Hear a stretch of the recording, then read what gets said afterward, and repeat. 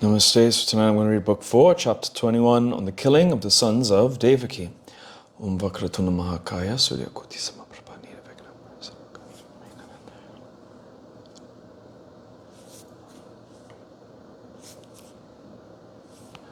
Om Guru Brahma. Hari Om.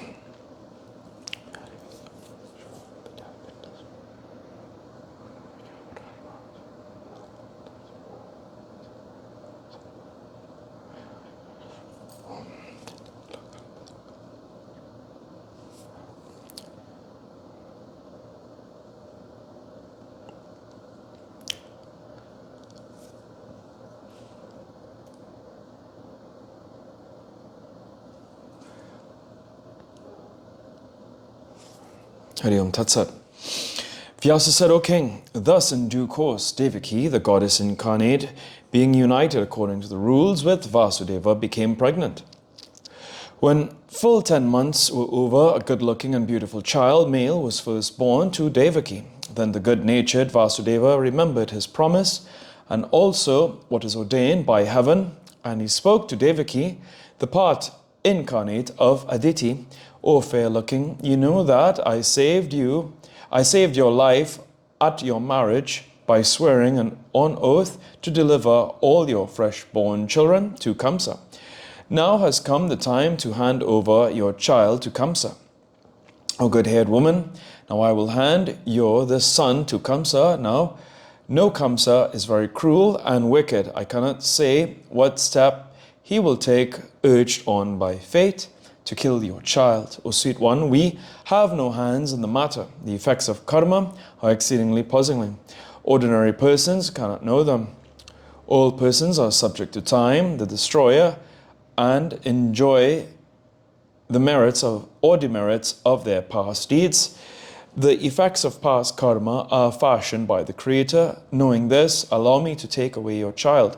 Devaki said, O Lord, certainly men have to suffer fully the effects of their past karmas, but can that not be upset by residing in holy places, practicing penances and asceticism, or by making generous gifts? The high-minded Maharishis have fixed rules and penances for destroying the sins of past deeds. 12 years. Vow to observe penances can purify one from sins. Example, Brahminacide, stealing gold, drinking or stealing the wife of one's preceptor, and many others. O sinless one, will not any one be freed from their sinful effects if they observe practices and penances as are ordained by Manu or other munis? If you don't accept penances to be sufficiently purificatory, do you mean to say then that what the Maharishis says, Yajnavalkas and other promulgators of religious doctrines have uttered, they did so as an act of dire falsehood and villainy?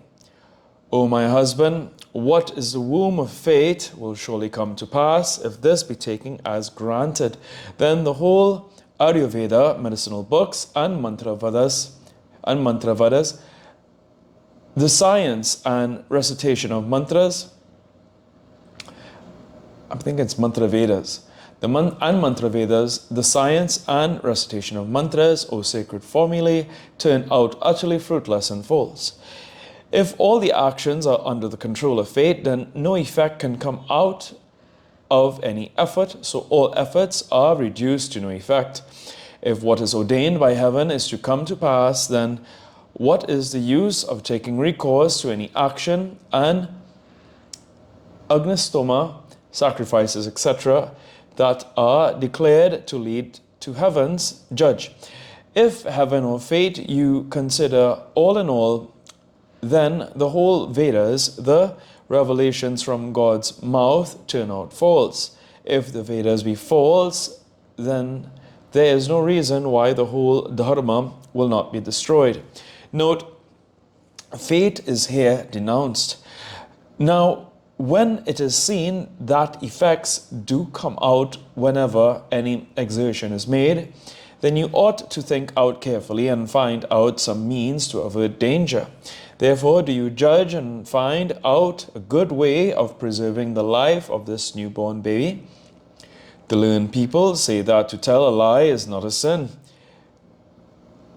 if you can thereby save a life and have an honest motive for the welfare of all. Note, here is a diplomatic statement. Vasudeva said, O blessed one, I now tell you what is truth and the matters connected with truth. Effort, application, and manifestation of energy are certainly the duties of man, but their effects are all under the great destiny or fate. The Pandits, knowing the ancient law, say that there are three kinds of karma mentioned in the Puranas and Agamas. First, Sanchita karma, done in past births, the Prarabdha karma, the karma already done, and the Vartaman karma, karma in hand. The karma, auspicious and inauspicious, done in many previous lives and preserved in seed forms, remains always inherent in a human soul. Urged on by this karma, the jivas quitting their previous bodies enjoy heaven or hell as effects of these their own acts. According to their good or bad works, the jivas acquire the higher happy body and enjoy various pleasures in the heavens, or they take up very painful vicious bodies and suffer various pains in hell. At the expiry of the above period in heaven or hell, when there comes a time of his assuming another body, the jiva becomes conscious of the subtle body, linga diha, and takes his birth again. When the linga diha comes into existence, the part of the karma done in various previous births that are ripe and ready to yield their fruits gets attached to the jiva by God or destiny. Therefore, the collective effect of karma done in previous births always exists in a jiva body. O fair-eyed one, the effects of prarabdha karma, ripened and ready to yield their fruits, must have to be experienced by a jiva, whether happy or unhappy. O beautiful young woman, penances performed according to rules destroy the effect of karmas that are in hand and are weak, i.e., not yet accumulated strongly as to remain in the seed forms. The prarabdha karma, those acts out of all the previous acts done in previous births that are fully mature and ready to yield their fruits, cannot be averted. Their effects must have to be experienced and then they can die away. They cannot be expiated by penances or any other remedial measures. Therefore, you must hand over unconditionally your newborn baby onto the hands of Kamsa. O Goddess, I have never done any blamable action, nor have I told any lie. Therefore, do you fulfill your truth and hand over your baby. O Devaki, Dharma is the only thing permanent and real in this fleeting world. Even the births and deaths of high soul persons are subject to the great destiny. Therefore, the jivas ought not to be sorry when there is no help for it. O dear one, what shall I say to you? Know this much, that his life is spent in vain who is lost to truth. O beautiful one, whose this life is destroyed, what can he expect in the life to come? Therefore, O Goddess, give me your baby and I will hand it over to Kamsa. If we can observe this truth, we will meet with ample rewards afterwards. There is no doubt in this.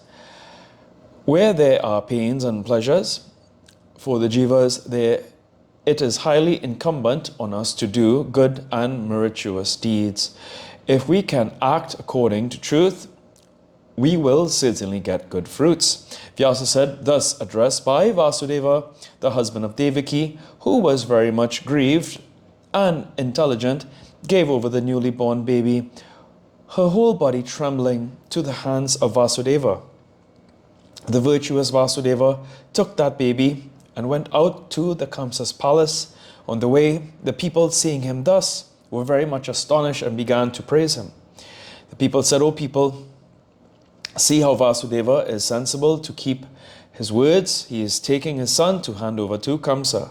This truthful and high-souled man, free from malice, is going to give up his son to the hands of Kamsa, who is the death personified. See his wonderful patience. This man's life is really high, noble, and true. Vyasa said, O king, Vasudeva, thus praised, reached at last the Kamsa's palace and handed over his newly born son to Kamsa. The king Kamsa too was very much astonished to see this wonderful patience of Vasudeva. Then he held aloft the child and laughed and said, O son of Surasena, you have been blessed today by giving me your son just now. But the voice from heaven said that your eighth son will be the cause of my death. This your first son is not my cause of death. Therefore I will not kill this baby. You can take your baby back to your home. O high-minded one, let me have your eighth son brought here when he will be born. I hope you will positively do it. The cruel and wicked Kamsa returned the child and said, let this child go back safely to his home.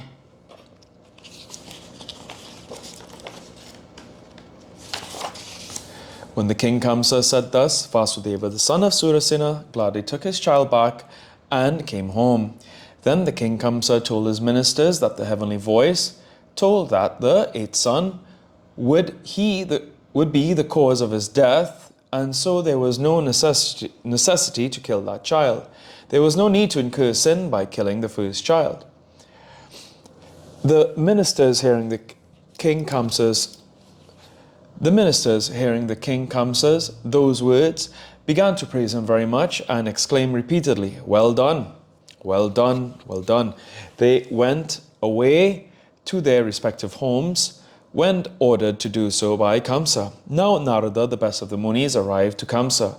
The king Kamsa, the son of Ugrasena, stood up at once and offered him water to wash his mouth, and with green grass and rice worshipped him devotedly and inquired of his welfare. He then asked the Muni about the cause of his untimely arrival there. The Maharishi Narada then smilingly and with sweet words uttered, Kamsa, Kamsa, and then said, O blessed one, I went perchance to Sumeru mountain. There Brahma and other gods formed an assembly and were thus thinking out plans that Vishnu, the supreme god, will take his birth in the womb of Devaki, the wife of Vasudeva, to kill Kamsa. Now I ask you, you are very expert as a politician, then why have you not killed the son of Vasudeva? Kamsa said, I will kill the eighth son according to the heavenly voice. Narada said, O king, now I understand that you do not understand anything of politics leading to auspicious or inauspicious results, especially when you are quite ignorant of the Maya of the Devas. Then what shall I say to you? The truth is this. The warriors, looking after their own welfare, never overlook the weakest of their foes. What have you understood when the heavenly voice uttered the eighth son? It means the children counted from the first and then finished up to 8. It may mean first, second, third, or up to 8th. Never forego your enemies. Then why have you desisted in killing your enemy when you got that enemy in your possession?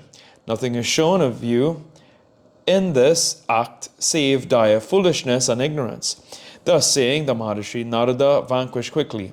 Kamsa, of little understanding, brought back the son of Vasudeva and killed him by dashing him against a stone and was relieved. Note, this human body is a microcosm. The universe is the macrocosm. God resides in the center and controls the two. In this human body also live the Devas and the Danavas. The left half of the body, the Ida side, is the seat of the Devas. The right side, the Pingala side, is the seat of the Danavas. In this body, war is always going on between the Devas and Danavas. Sometimes the Devas got victory, sometimes the Danavas win. God is in the center, the heart, and controls the two. Here ends the 21st chapter of Srimad Devi Bhagavatam, the Mahapuranam of 18,000 verses, composed by Vedavyasa on the killing of the sons of Devaki. Om Jayanti Mangala Kali Bhadra Kali Parita Kashmash. Chitwan Devi Chama Chiptari Anjas.